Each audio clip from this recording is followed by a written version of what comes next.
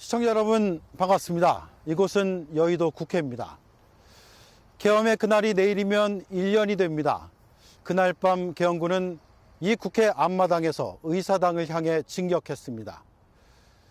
저 뒤로 보이는 국회 본청의 정문에선 군의 진입을 막기 위해 시민들이 온몸으로 저항했습니다. 계엄군은 유리창을 깨고 들어가 민의의 전당을 짓밟았습니다. 1년이 지난 지금 국회는 평온을 되찾은 듯하지만 내란의 흔적은 곳곳에 남아 있습니다. 그에 맞선 시민 정신도 서려 있습니다. 뉴스룸은 시민들께 한 걸음 더 다가가기 위해 오늘부터 이틀간 이곳 국회 현장에서 전해드리겠습니다. 첫 소식은 완전히 밝혀지지 않은 계엄 동기에 대한 내용입니다. JTBC는 김건희 씨의 수사를 막기 위해 대통령 부부가 어떤 일까지 했는지 치열하게 추적해왔습니다. 새로운 범죄 혐의와 직결될 수 있고 계엄의 동기가 무엇인지 그 진실에 조금 더 다가갈 수 있기 때문입니다. 오늘 김건희 특검이 김건희 봐주기 수사 의혹에 대해 강제 수사에 나섰습니다. 내란 특검에 있는 김건희 텔레그램을 적법한 증거로 확보하기 위해 압수수색에 나섰습니다. 영장에는 윤석열, 김건희, 박성재 세 사람이 피의자로 적시됐습니다. 첫 소식 박현주 기자입니다. 광화문에 있는 김건희 특검이 서초동에 있는 내란 특검의 수사관을 보내 압수수색 영장을 집행했습니다. 김건희 씨가 박성재 전 법무부 장관에게 보낸 텔레그램을 확보하기 위해서입니다. 지난해 5월 5일 대통령 배우자는 법무부 장관에게 자신의 수사를 물었습니다. 김혜경, 김정숙 수사는 어떻게 되느냐고 물었고 김명수 대법원장 수사는 왜 2년째 진행이 안 되냐며 법무부 장관을 지휘하는 듯한 메시지를 보냈습니다.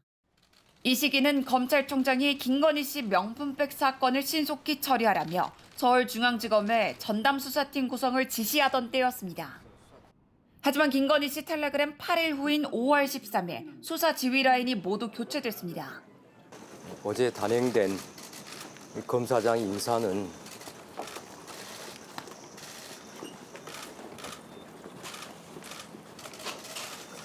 제가 이에 대해서 더 말씀드리지 않겠습니다. 메시지는 계속 이어집니다.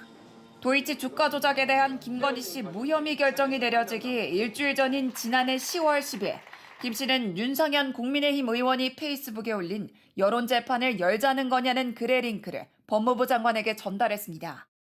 무혐의 결정 뒤엔 윤석열 전 대통령이 박 전 장관에게 한동훈이 불법 수사라는 걸 알면서도 사악한 의도로 2년 끌었다는 메시지를 보냅니다.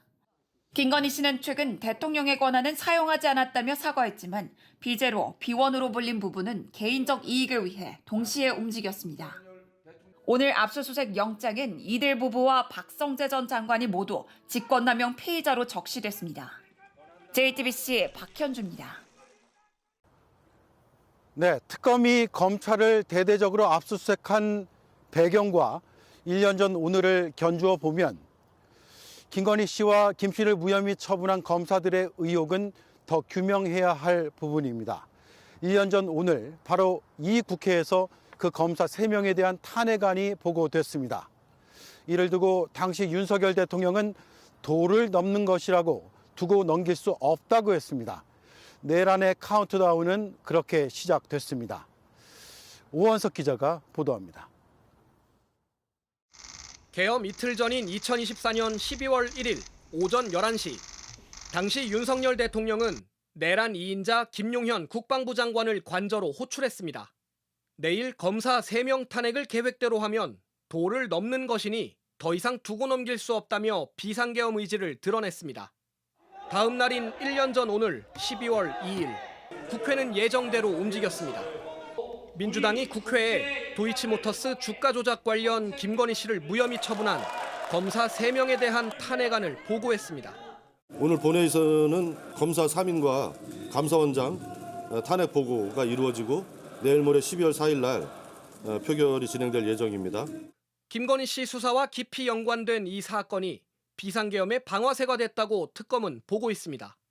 1년 전 12월 2일 오늘 밤 충암 선후배이자 내란 1, 2인자 대통령과 국방부 장관은 다시 관저에서 만났습니다. 이 자리에서 전두환 신군부의 포고령을 참고한 12.3 포고령이 보고됐습니다. 5월 17일 날 했을 17일? 거예요. 예. 네. 그때 그게 포고령 10호가 나갔을 겁니다. 아마. 네. 그때 보면 거기에 모든 정치 활동을 금한다고 되어 있습니다. 알겠습니다. 대통령은 최종 승인했습니다. 여기 포고령 이거는 좀 추상적이기는 하지만 그런 어떤 상징적이라는 측면에서 뭐 그냥 놔둡시다라고 말씀을 드리고 그냥 놔뒀는데 헌법과 법률을 위반하는 정당 활동 금지 등이 포함된 포고령이었습니다. 두 사람은 롯데리아의 역술인, 경찰의 수뇌부, 군 사령관에게 하달할 마지막 작전을 1년 전 오늘 밤 완성했습니다. JTBC 오원석입니다. 네, 비상계엄 1년. 그러나 반성의 기미는 찾아보기 어렵습니다. 지난 재판에서 엄지척을 했던 김용현 전 장관은 오늘은 방청객을 향해 손가락 하트로 인사했습니다. 이 재판엔 주요 증인도 나왔습니다. 내란의 1, 2인자가 소통하는 걸 바로 옆에서 목격했던 김철진 전 군사보좌관입니다. 계엄 해제 직후 대통령이 합참의 지하 벙커에서 무엇을 했는지 증언했습니다. 정수아 기자입니다. 김철진 전 국방부 장관 군사보좌관은 국회 계엄 해제 의결 직후인 지난해 12월 4일 새벽 합동참모본부 지하벙커 지휘통제실에서 국방부 장관을 수행했습니다. 장관님을 모시고 처음에 전투통제실에 내려갔을 때는 인원이 아예 없는 상태에서 내려갔었기 때문에 30분, 40분, 50분 단위로 인원들이 계속 축차적으로 증원이 되고 있었기 때문에 당시 CCTV를 확보한 검찰은 윤 전 대통령이 지휘통제실 출입문을 통과한 시각을 새벽 1시 16분 20초에서 22초 사이라 특정했습니다. 계엄 해제가 의결된 지 15분가량 지난 시점입니다. 윤 전 대통령은 의결에 따라 계엄군이 철수했다고 했지만 국회의 해제 요구 결의가 이루어진 이후에 즉시 모든 병력을 철수했습니다. 정작 본인은 계엄 해제 국무회의를 소집하지 않고 그 시간에 합참을 찾았습니다. 김 전 보좌관은 윤 전 대통령의 대화 도중 국회 법령집을 찾았고 이를 가져다 주었다고 그때 상황을 구체적으로 기억했습니다. 조금 대화가 있었던 걸로 기억하고 저는 그 대화하시는 동안에 법령집을 찾으셨기 때문에 제가 법령집을 가지러 나갔습니다. 김 전 보좌관은 올 6월 내란 재판에서 대통령이 국방부 장관에게 국회에 몇 명 투입했냐 묻자 장관이 500여 명 정도라고 답했고 그러자 대통령이 1000명은 보냈어야 한다. 이제 어떻게 할 거냐라고 말했다고 증언했습니다. 또 김 전 장관이 롯데리아 내란 모의를 주도한 역술인 노상원 씨에게 전화를 걸어 상원아 이제 더 이상 어떻게 하냐라고 말했다고 했습니다. 오늘도 김용현 전 장관은 방청객을 향해 손가락 하트로 인사했습니다. 다른 날 재판에선 두 손으로 엄지를 치켜 세우기도 했습니다. JTBC 정수아입니다. 추경호 전 국민의힘 원내대표에 대한 구속영장 실질심사가 열렸습니다. 국회 계엄 해제 의결을 방해한 혐의입니다. 영장 발부 가능성이 어느 정도인지 법원을 연결해서 들어보겠습니다. 조혜영 기자, 심사가 아직 진행되고 있습니까? KBS 뉴스 정상균입니다. 네, 오후 3시부터 시작된 심사는 지금 4시간 가까이 진행되고 있습니다. 특검이 제출한 PPT 발표 자료만 304쪽이고 제출한 의견서는 600여 쪽에 달할 정도로 방대한 자료를 준비해서 치열한 공방을 벌이고 있습니다. 특검에서는 특검부와 파견검사 등 7명이 투입됐고 추경호 원내대표 측에서도 6명의 변호인단을 꾸려서 심사에 대응하고 있습니다. 추 전 원내대표는 심사에 앞서서 취재진의 질문에 짧게 답변했는데요. 이건 직접 들어보시겠습니다. 오늘 정치적 편향성 없이 법원의 공정한 판단을 기대합니다. 이상입니다. 네, 어떤 부분이 쟁점이 될 것으로 보이죠? 네, 일단 가장 중요한 건 내란 중요 임무 종사 혐의에 대한 입증입니다. 추 전 원내대표가 계엄 당일 의원총회 장소를 계속 변경한 건 결국 계엄 해제 의결을 방해하려는 의도를 가진 내란 동조 행위라는 게 특검의 판단입니다. 박지영 특검보는 오늘 브리핑에서도 국회가 군에 의해 짓밟히는 상황에서 여당의 원내대표로서 마땅히 해야 할 일을 하지 않은 점에서 범죄의 중대성이 부각될 거라고 설명했습니다.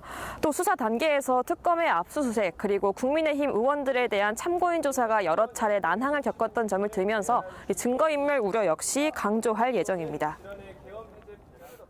네, 그리고 추경호 전 원내대표는 혐의를 모두 부인하고 있죠. 그렇습니다. 추 전 원내대표는 여의도 당사로 집결 공지를 내렸던 건 국회 출입이 차단된 상황에서 임시로 모여서 총의를 모으기 위한 거였다고 주장하고 있습니다. 또 한동훈 당시 대표가 본회의장 집결을 지시한 이후에는 여기에 반하는 공지를 한 적이 없다고 주장하고 있습니다. 계엄 당일 윤 전 대통령과의 통화에서도 계엄 해제를 표결을 방해하는 독려 이런 건 듣지 못했다는 입장입니다.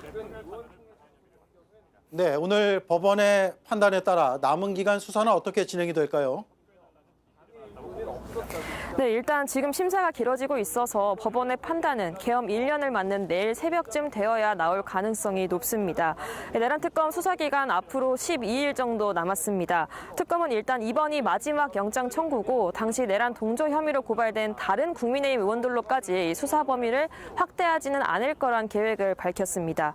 또 구속 여부에 관계없이 수사 기간 내에 추 전 원내대표를 기소하는 데에 수사력을 집중할 걸로 보입니다. 지금까지 서울중앙지법에서 JTBC 조혜연입니다. 이번엔 쿠팡을 믿고 소비해온 시민들의 얘기입니다. 이번 사태 뒤 나도 모르는 로그인 기록이 있었다는 사용자들의 제보가 이어지고 있습니다. 이게 해킹과 관련이 있는 건지, 어떻게 대처해야 하는 건지 팩트체크를 해봤습니다. 김혜미 기자입니다.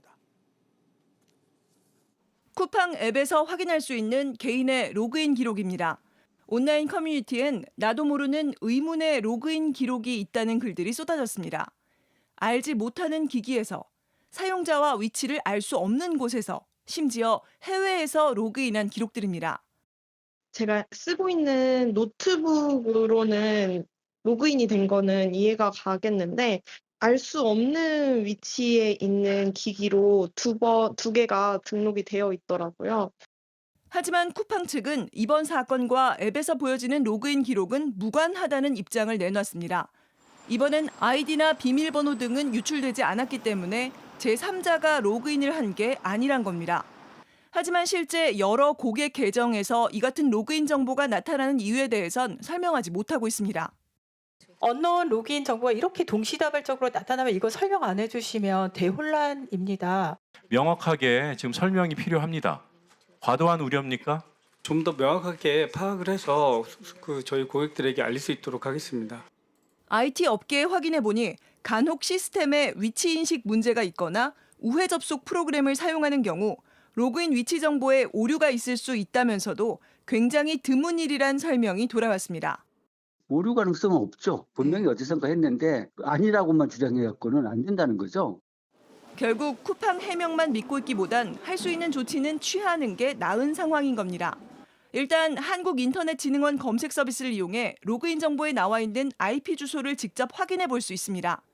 그리고 전문가들은 쿠팡에는 네이버나 구글처럼 로그인할 때 한 번 더 본인 인증을 거치는 2단계 인증 장치도 없기 때문에 일단 의심되는 로그인 기록을 확인했다면 비밀번호를 반드시 바꾸라고 조언했습니다. 팩트체크 김혜미입니다. JTBC 뉴스를 시청해 주셔서 고맙습니다. 저희는 저녁 6시 30분 뉴스룸에서 뵙겠습니다.